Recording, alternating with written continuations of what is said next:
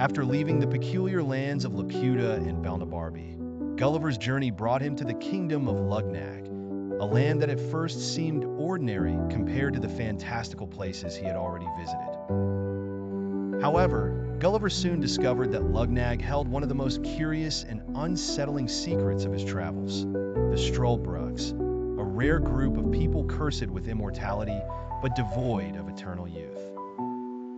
This paradox of endless life soon challenged everything Gulliver believed about mortality and the nature of happiness. Upon his arrival in Luggnagg, Gulliver was warmly received by the king and his court. The Lugnaggians were a sophisticated people, polite and refined, though their customs and mannerisms were markedly different from those Gulliver was accustomed to. While conversing with members of the court, Gulliver's attention was drawn to a peculiar term they used: Struldbrugs. His curiosity piqued. He asked what it meant. The explanation left him awestruck. The Struldbrugs, he learned, were a unique phenomenon found only in Luggnagg. Identified at birth by a small red mark above their left eyebrows, these individuals were born with the gift, or curse, of immortality. At first, Gulliver was enchanted by the idea. To live forever! What greater blessing could there be? His imagination immediately ran wild with the possibilities: the accumulation of boundless wisdom, the mastery of countless arts and sciences, the opportunity to witness the evolution of humanity over centuries. To Gulliver, immortality seemed like the ultimate prize, a solution to the brevity and fragility of human existence. The Lugnaggians, however, were quick to temper Gulliver's enthusiasm. Immortality, they explained, was not accompanied by eternal youth or health. The Struldbrugs aged like ordinary people, growing weaker, frilier, and more infirm with each passing year, except they never died. Their bodies continued to deteriorate, their minds grew clouded, and their connection to society became increasingly tenuous. The reality of the Struldbrugs was not a blessing, but a tragedy.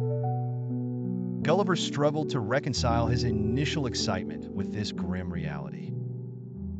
How could immortality, something he had always associated with power and greatness, become such a curse? The court continued to elaborate, painting a picture of the Struldbrugs' lives that was as pitiable as it was haunting. In their youth, the Struldbrugs were indistinguishable from ordinary people. They lived vibrant lives, forming families, pursuing careers, and contributing to society. However, as they aged past the natural human lifespan, the cracks in their existence began to show. By the time they reached 200 years of age, most Struldbrugs were decrepit and senile, unable to care for themselves or engage meaningfully with the world around them. Their friends and loved ones, long since dead, were replaced by generations who saw them as relics, curiosities, or burdens. Even the legal system of Luggnagg reflected the grim plight of the Struldbrugs.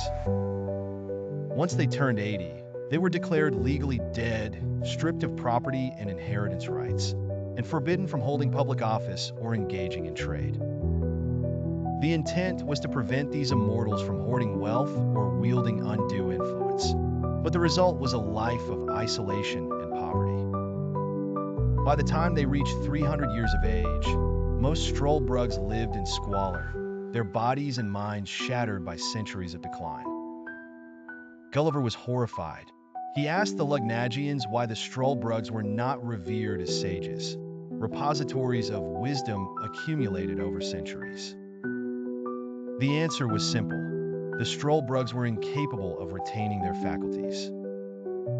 Their memories deteriorated along with their bodies, leaving them unable to recall the events of their youth or apply the lessons they had learned. Instead of becoming wise, they became lost, trapped in an endless cycle of decay without relief.